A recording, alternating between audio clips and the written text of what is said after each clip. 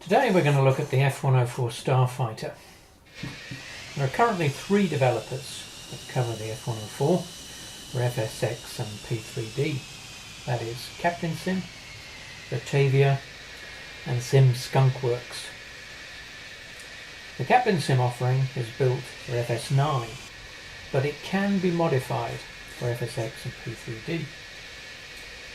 The Virtavia offering was originally an Alphasim FS9 model, but has now been upgraded to FSX and P3D.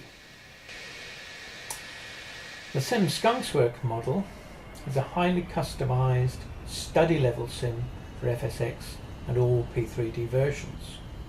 It is not for the casual sim user. You always start from a cold and dark situation and must follow all checklists to the letter. The flying characteristics are equally unforgiving, and it is a real challenge to master. For those who want a quality model that is easier to get into, Skunk Works do offer a cut down version that is amazingly freeware. The Starfighter is a single-engined supersonic interceptor aircraft, which later became widely used as an attack aircraft. It was originally developed by Lockheed for the United States Air Force, but was later produced by several other nations, seeing widespread service outside the United States. One of the Century series of fighter aircraft, it was operated by the air forces of more than a dozen nations from 1958 to 2004. Its design team was led by Kelly Johnson, who contributed to the development of the Lockheed P-38 Lightning, the Lockheed U-2 spy plane, and the Lockheed SR-71 Blackbird. The Starfighter set numerous world records, including both airspeed and altitude records. Its success was marred by the Lockheed bribery scandals, in which Lockheed had given bribes to a considerable number of political and military figures in various nations to influence their judgment and secure several purchase contracts. This caused considerable political controversy in Europe and Japan. The poor safety record of the Starfighter also brought the aircraft into the public eye, especially in the German Air Force. This Captain Sim model can be made to work in FSX and P3D. You must install to a fake FS9 folder that contains the FS9.exe file, so you have to own or get hold of a copy of Flight Simulator 2004 or FS9. The files can then be manually transferred to the correct locations in FSX and P3D. The texture and configuration editor must be run from the fake folder, and when it's made its alterations to the aircraft config file, then that file must be transferred to the correct location in FSX or P3D. The virtual cockpit is not working in P3D, but you can use the 2D cockpit by pressing function key 10. When looking at an external view of the model, you'll find that it has a greyed out canopy, but this can be fixed by following the on-screen instructions. You'll find the engine smoke is also offset slightly, and this also can be fixed by following the on-screen instructions.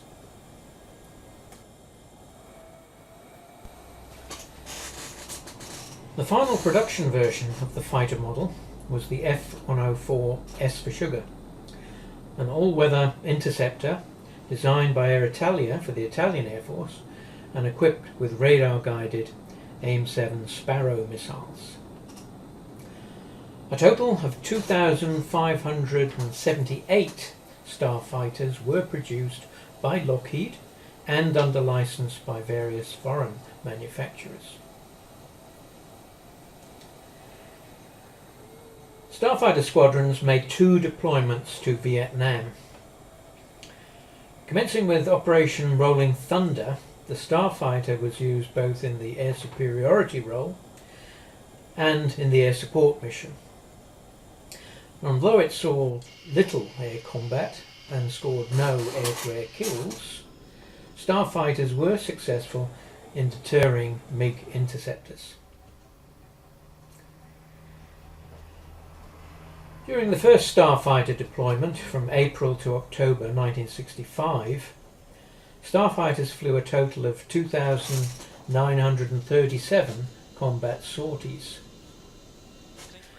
These sorties resulted in the loss of 5 aircraft.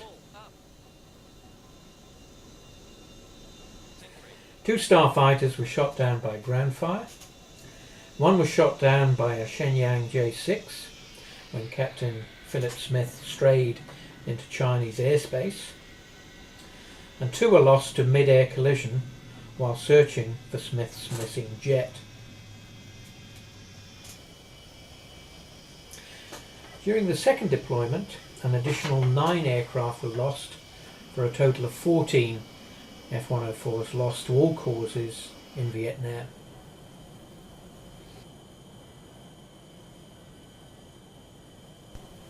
The US Air Force was less than satisfied with the Starfighter and procured only 296 examples in single-seat and two-seat versions.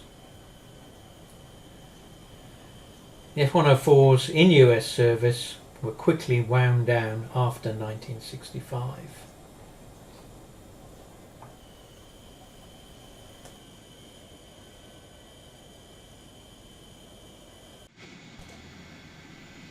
This is the freeware version of the Starfighter by Skunk Works.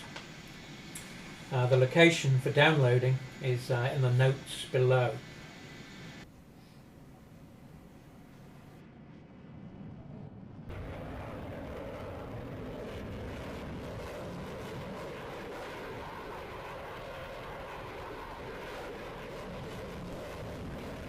Takeoff speeds for the Starfighter were in the region of 220 miles per hour, with the pilot needing to swiftly raise the landing gear to avoid exceeding the limit speed of 299 miles per hour. Climb and cruise performance were outstanding. Occasionally, a slow light would illuminate on the instrument panel at around Mach 2 to indicate that the engine compressor was nearing its limiting temperature and the pilot needed to throttle back. Returning to the circuit, the downwind leg could be flown at 242 miles per hour with land flap selected, while long flat final approaches were typically flown at speeds around 207 miles per hour, depending on the weight of fuel remaining.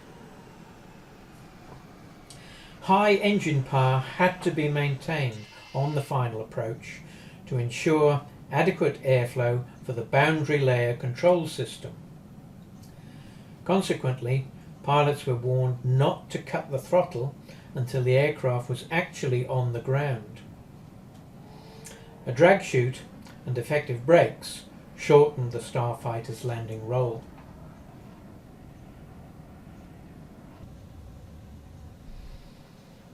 In German service, the introduction of a highly technical aircraft to a newly reformed air force was fraught with problems. Many pilots and ground crew had settled into civilian jobs after World War II and had not kept pace with developments, with pilots being sent on short refresher courses in slow and benign handling first-generation jet aircraft. Ground crew were similarly employed with minimal training and experience, which was one consequence of a constricted military with high turnover of service personnel. operating in poor northwest European weather conditions and flying low at high speed over hilly terrain. A great many accidents were attributed to controlled flight into terrain. German Air Force and Navy losses totaled 110 pilots, around half of them naval officers. One contributing factor to this was the operational assignment of the Starfighter in German service. It was mainly used as a fighter bomber, as opposed to the original design of a high-speed, high-altitude fighter interceptor. In addition to much lower-level mission profiles, the installation of additional avionic equipment, such as inertial nav, added far more distractions to the pilot and added weight that further hampered the flying abilities of the aircraft.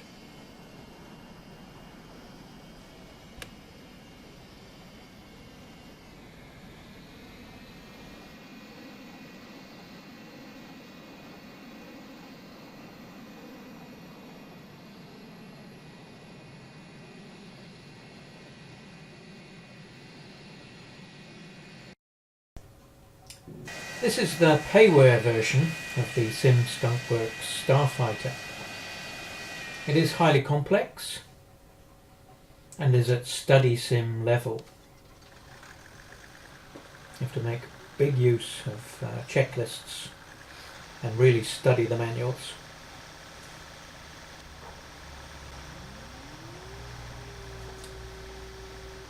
The safety record of the Starfighter became high-profile news in the mid-1960s, especially in Germany.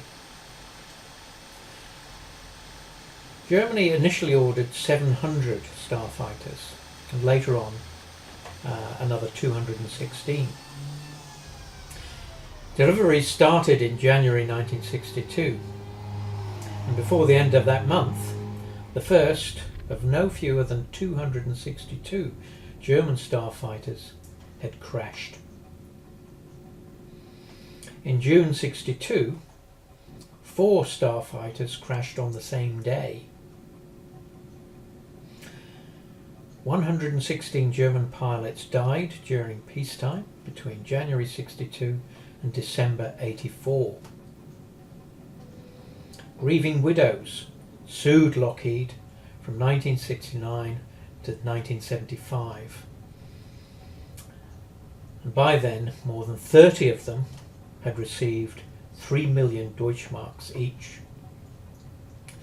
Hence, the Starfighter became known as the Widowmaker in West Germany. Some operators lost a large proportion of their aircraft through accidents, although the accident rate varied widely depending on the user and the operating conditions.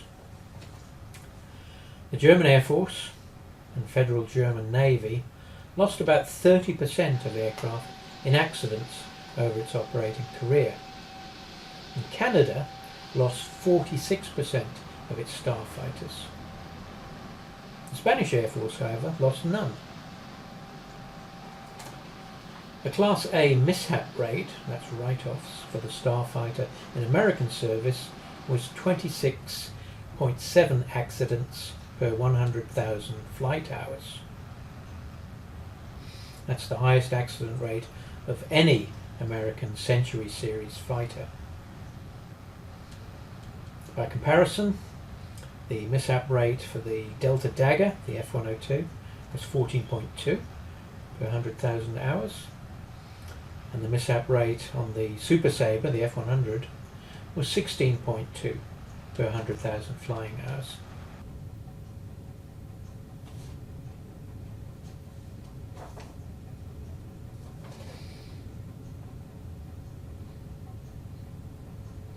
In Italian service, the Starfighter loss rate remained high, with peaks in 1973 and 1975. Up until 1997, Italy had lost 137 of its Starfighters, that's 38% of its total fleet, in just under 1 million flying hours. Despite a drop in the loss rate in the 1980s, with 33 losses between 81 and 1990, the debate about the reliability of this aircraft was often fierce in the mass media. In the 80s, the loss rate dropped, and even more so in the 1990s, when all the old versions had been scrapped. The last Italian Starfighter was withdrawn from frontline service in 2004, after the type had flown around 1 million flying hours in a total of over 40 years of service. The last Italian F-104 military flight was in Pratica di Mare on July 27th, 2004.